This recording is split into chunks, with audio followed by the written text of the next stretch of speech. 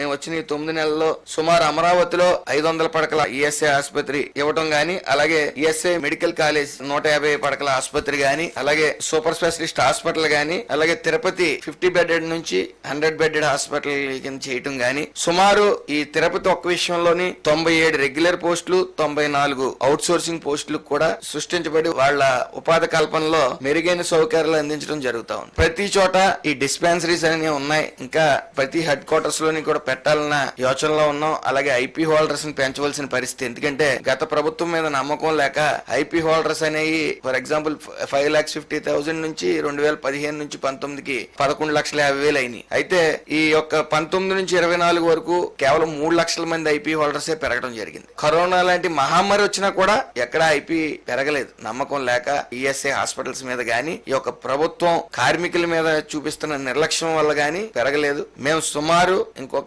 6 months లో ఈ ఐపీని 25 to 30 lakhs చేద్దామని చెప్పి ప్రతి చోట మేము పనిచేస్తాం.